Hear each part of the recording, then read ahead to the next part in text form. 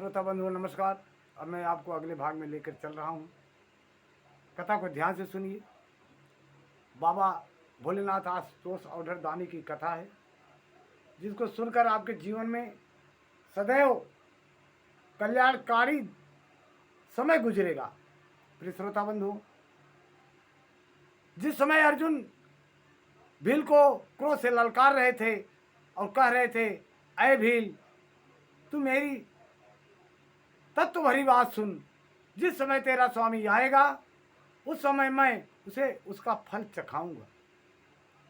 तेरे साथ युद्ध करना तो मुझे शोभा नहीं देता, अतः मैं तेरे स्वामी के साथ ही लोहा लूंगा, क्योंकि सिंह और गीदड़ का युद्ध उपहास पद ही माना जाता है। अय भील, तूने मेरी बात तो सुन ही ली, अब तू मेरे महान बल को भी देखेगा। जा अपने स्वामी के पास लौट जा, अथवा जैसी तेरी इच्छा हो वैसा कर।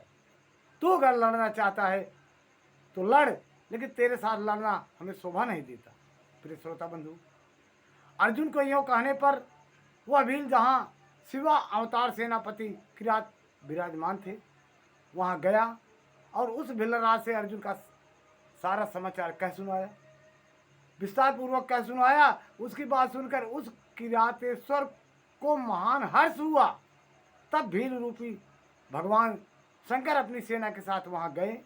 उधर पांडुपुत्र अर्जुन ने भी जब किरात की उस सेना को देखा तो वे भी धनुष बाण लेकर सामने आकर डट गए। वीर क्षत्रिय थे, मैदान से भागना उन्होंने सीखा नहीं था। तदंतर किरात ने पुनः उस दूत को भेजा और उनके द्वारा भरतवंशी महात्मा अर्जुन से यों कहलाया। प्रिय श्रोता बंधु, संदेशा क्या दिया? ऐ तपस्विन, तनिक इस सेना की ओर तो दृष्टिपात करो और अब तुम बाढ़ छोड़कर जल्दी भाग जाओ। क्यों? तुम इस समय एक सामान्य काम के लिए प्राण गंवाना चाहते हो? तुम्हारे भाई दुख से पीड़ित हैं, स्त्री तो उनसे भी बढ़कर दुखी हैं। मेरा तो ऐसा विचार है कि ऐसा करने से पृथ्वी भी तुम्हारे हाथ से चली जाएगी। प्रिय श्रोता बंधु, जब अर्जुन को यह बात समझ में आई कि यह किरात रूपी मानेगा नहीं, तब कहते क्या हैं? प्रिय श्रोता बंधु, तब अपनी बात अर्जुन उस किरात से कहते हैं कि अय किरात, हमें शक हो रहा है कहीं आप किरात के रूप में बाबा भोलेनाथ तो नहीं है, हमारे गुरु तो नहीं है। तब भोलेनाथ ने कहा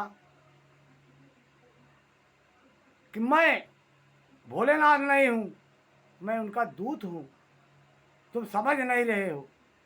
मैं फिर उन भीलराज के कहने से तुम्हें समझाने और उस बाण को लेने आया। अर्जुन समझ नहीं पा रहे थे, लेकिन बोले, जाकर के सेनापति से कहो कि तुम्हारे कथनानुसार करने से सारी बात विपरीत हो जाएगी। यदि मैं तुम्हें अपना बाण दे देता हूं तो निसंदेह मैं अपने कुल को दूषित करने वाला सिद्ध होऊंगा। इसलिए भले ही मेरे भाई दुखात हों, दुखी हो, तकलीफ हो, परंतु तुम आओ और हमसे लड़ाई करो या अपने सेनापति को भेजे, मैं बाण देने वाला नहीं हूं। अर्जुन के इस प्रकार कहने पर दूत पुनः अपने स्वामी के पास लौट गया और उनसे अर्जुन की कही हुई सारी बातें उनसे सामने विशेष रूप से निवेदन कर दी। उन्हें सुनकर किरात वेशधारी सेना नायक महादेव जी अपनी सेना के साथ क्या करते हैं? प्रिय श्रोता बंधुओं, अब छोटे छोटे भाग में कथा मैं आपके पास भेज रहा हूँ।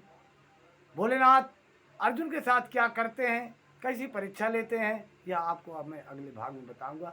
तब तक के लिए नमः शिवाय, जय शिव गुरु, हरि ओम।